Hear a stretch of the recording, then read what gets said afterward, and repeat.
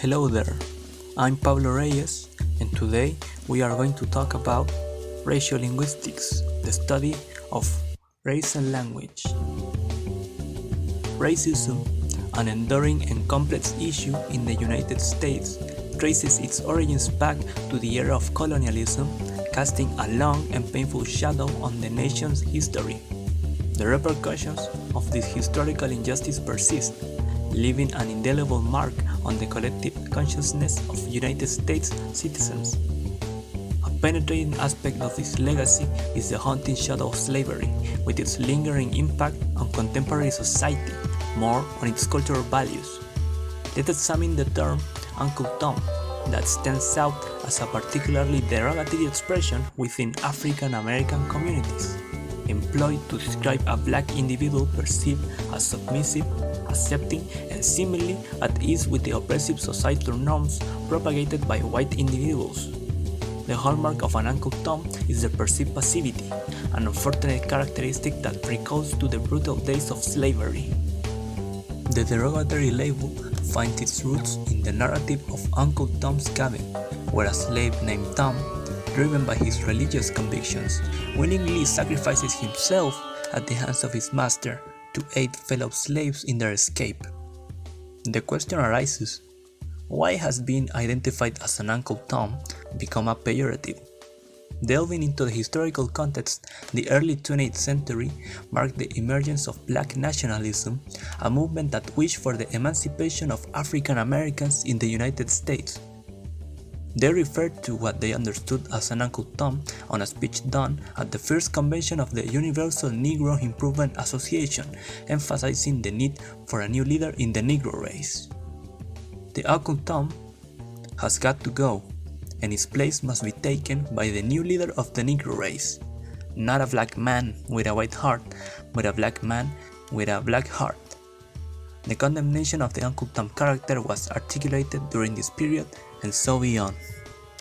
The character of Uncle Tom carries a deep-seated criticism of its portrayal, particularly in terms of dialogues that are perceived as compliant to the master, marked by passivity, and underscored by unwavering religious convictions, whereas he doesn't imagine a life without being a slave, which was controversial when it was examined after a few decades of the tale's original publication. This example serves as a crude illustration of how language is a powerful tool which has the capacity of shaping and manipulating perspective, specifically race and the prejudice or visions that one can have about it. We'll analyze this further. In the previous segment, we delved into the historical roots of racism in the United States.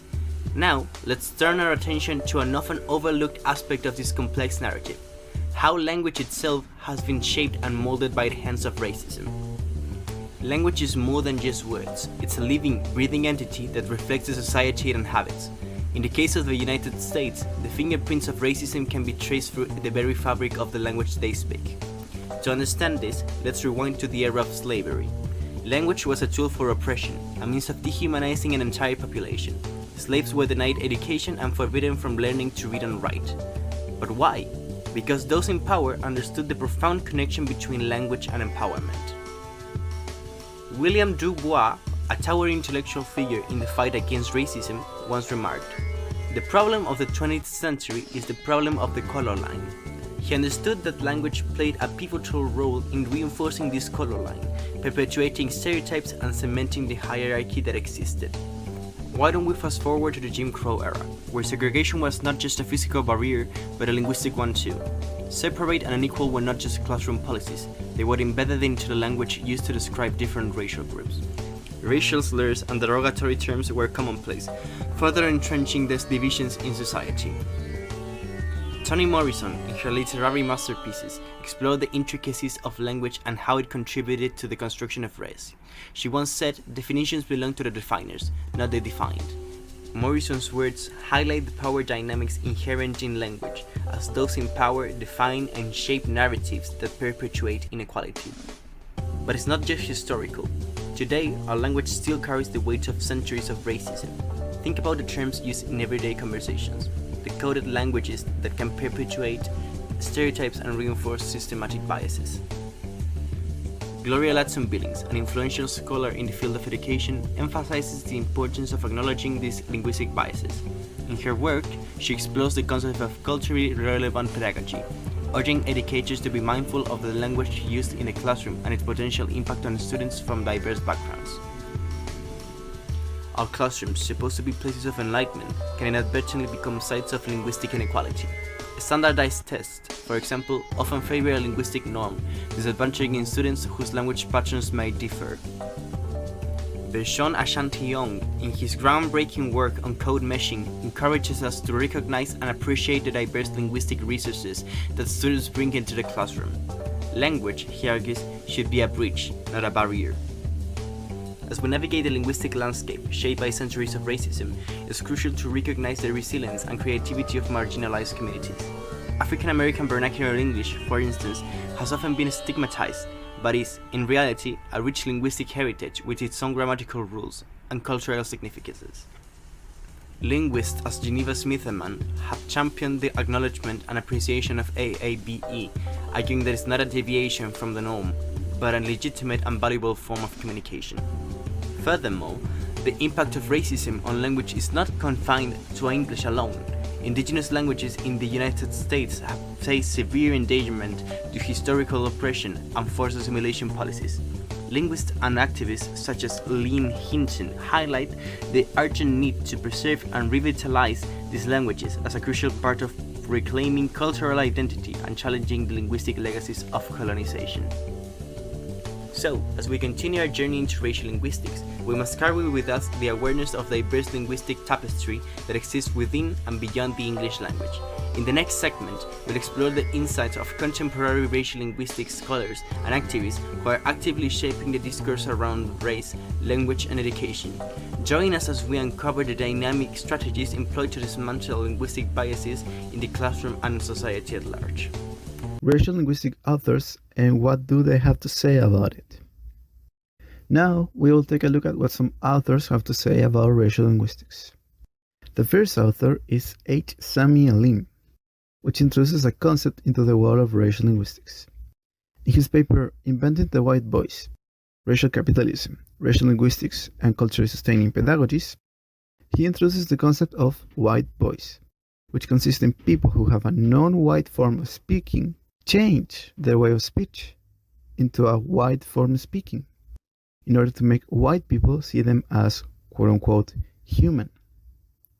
Where it's not only a change of voice, but also a change in body language, tone of voice, and also language use. The author analyzes a movie in which this is depicted. The movie is called Sorry to Bother You, which depicts this in mostly instances where the protagonist, in order to do his job of selling, has to change his way of speaking to a white voice to get sales. The author continues to analyze in detail the movie, going deeper into multiple things that this concept affects in the plot. I hope this movie not only talks about racism, but also tackles multiple more issues of American society. The second authors we will take a look at are Nelson Flores and Jonathan Rosa. In their article Undoing Appropriateness, Racial Linguistics Ideologies, and Language Diversity in Education, they explain how in education they promote the use of standard English over some other varieties of English, even though they may have the same or even more complexity than the standard variation. They explain that certain variations of English are often stigmatized by their variation. They explain that we should not promote one variation, but multiple, and that we should use variation depending on one's context. They also delve deeper into some other issues regarding monolingualism and bilingual education. The last author we will talk about is Josh Del Pino. In his paper, Racial Linguistics Through a Historical, Global, and Intersectionality Lens, he explained his experience of living in America as a person of color, and then he explained his experience teaching English in Japan. He explained how in his early years, when he was little, he and two of his classmates, who were the only kids of color in their class, were asked to go to the speech therapist because they could not pronounce certain sounds as the correct way. He also explains the concept of linguistic profiling, which is when someone is denied of a certain service or good, only by the way they sound and how this may affect the educational system in America. There are more authors who tackle different issues regarding racial linguistics, where they delve deeper into more interesting things, but these are the ones that we found really interesting. Hello, my name is Agustín Bravo, and I'm going to talk about race and language in the classroom. Now that we understand the concept of racial linguistics and the implications that has in our society, we have to ask ourselves, how does this affect education and the environment in a classroom? Racial linguistics highlights the different dialects, accents, and language use spoken by different racial and ethnic backgrounds. According to Flores and Rosa in their text called Undoing Appropriateness, Racial Linguistics Ideologies and Language Diversity in Education, the approaches to language education reinforce racial normativity by expecting language minoritized students to model their linguistic practices after the white speaking subject, despite the fact the white listening subject continues to perceive these students' language use in racialized ways.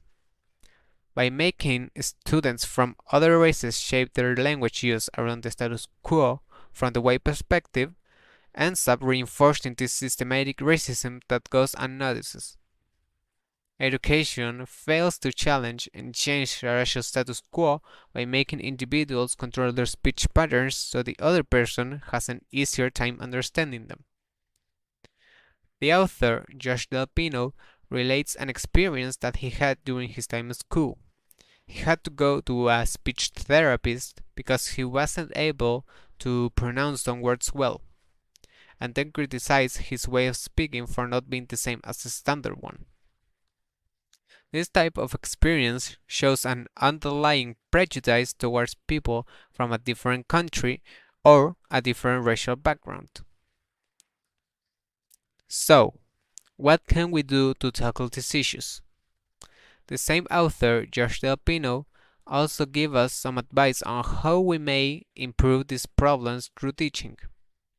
The author explains that a way to improve this is by being self-conscious of their students' situations and adjusting the curriculums in order to help the students with their different situations and not making them feel like they need to fix their way of speech.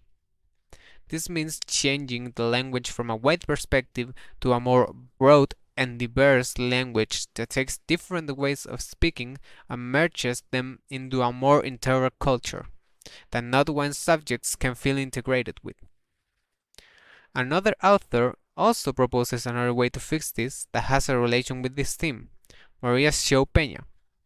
She explains that a way to fix this is to ask the children's parents about their desires regarding their linguistic development, taking into account another point of view regarding language use and a very linguistic approach in the schools. In conclusion, these kinds of problems are roots deep inside our own culture, and we have to be aware and make an effort in changing our mentality when we approach education, taking into account the differences that can exist in our own classroom. Racial linguistics has unveiled a troubling aspect of reality, the transmission of prejudice and bias through language, particularly affecting minorities in society. The previous authors we mentioned suggest a linguistic narrative that prevails, one that pushes through and shuts down various communication styles that come from different racial backgrounds in order to form a homogeneous way of speaking that could favor a certain race. There is a certain urgency on this, as we can see that what goes on in the classroom can affect social dynamics as early as childhood. A number of educators and investigators are willingly putting their effort to study these issues, but as a society, we need to acknowledge the problem as a whole.